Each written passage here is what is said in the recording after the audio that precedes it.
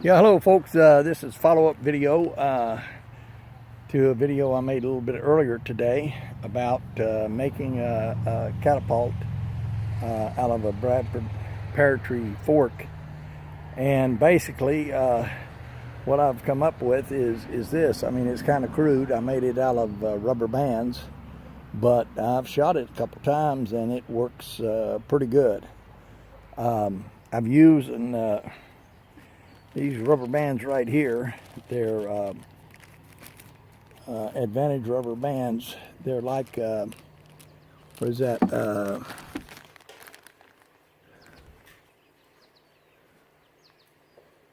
Size 64 or something like that. It's pretty good size, heavy duty rubber band. I think it's size 54 is what they are. Pretty good size rubber bands.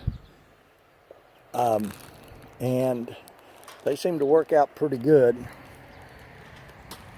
What I did some calculations and came up with my draw length there, 30.5 inches. Rubber band lengths, if they're unstretched, they're 3.5 inches. Max stretch on the things was 15 inches, so I figured I would really only need 2 rubber bands tied together in order to make my draw length of 30.5 inches. But as it turns out, when you hook the rubber bands together,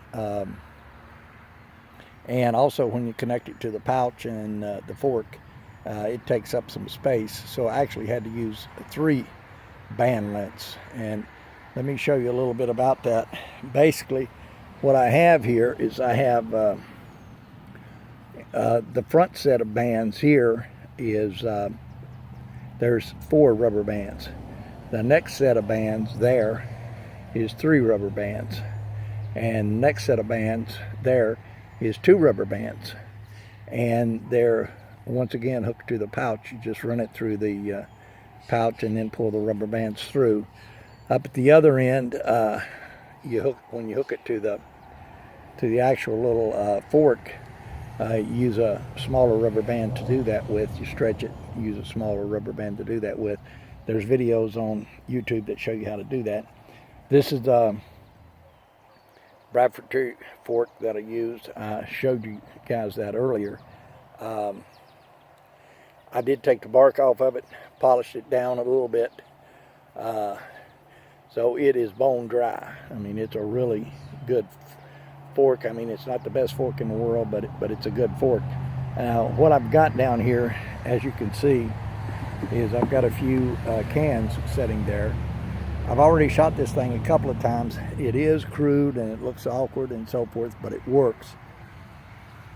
I'm thinking there's probably going to be a better way to hook those rubber bands together.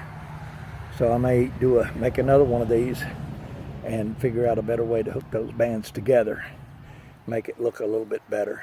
And also back here, but anyway, it's crude, but it does indeed work. I've shot it a few times and I've knocked over a can a couple of times. I know at least one time I knocked over a can. So what I'm going to do, I got some rocks in my pocket and I'm shooting rocks, not steel balls. So, and I'm new at this, so I'm not a very good shot. So what I'm going to do is I'm going to let the video run, and I'm going to back off here about 30 feet and shoot at these cans, and hopefully I'll knock one of them over. I'm going to shoot as many as I can, maybe about 10 or 15 times or more until I knock over the can. Hopefully I'll knock over all 3 of them. But like I said, I'm shooting rocks, and I haven't done this in a long time, and I'm really not that good of a shot. I'm nothing like Gamekeeper John or Rufus Suzzy, but I'm kind of interested in this slingshot thing, and I'm going to start doing a few videos on it and hopefully become good on it and good enough to go out and do a little hunting, shoot some game, shoot some squirrels. But anyway, let me back off here about 30 feet, and I'm going to shoot at these. There's a couple water bottles there. Well, there's one water bottle and a couple Pepsi bottles. I'm going to shoot at these cans and hopefully knock them over. And you guys will be able to see the, you will in fact be able to see the cans, the rocks bounce off the pavement there. And if I hit a can, you'll see the can go over. But once again, let me back off and do a little shooting here, okay?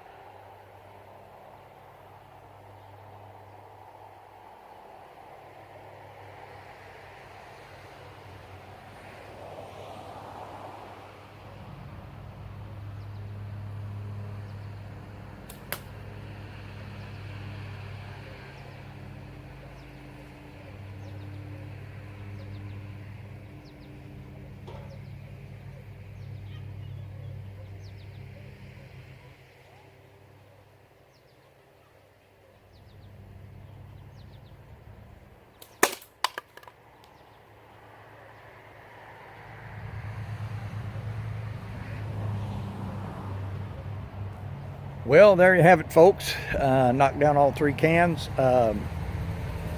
Took me quite a few shots there, but I think I might have shot like 10 times or something like that.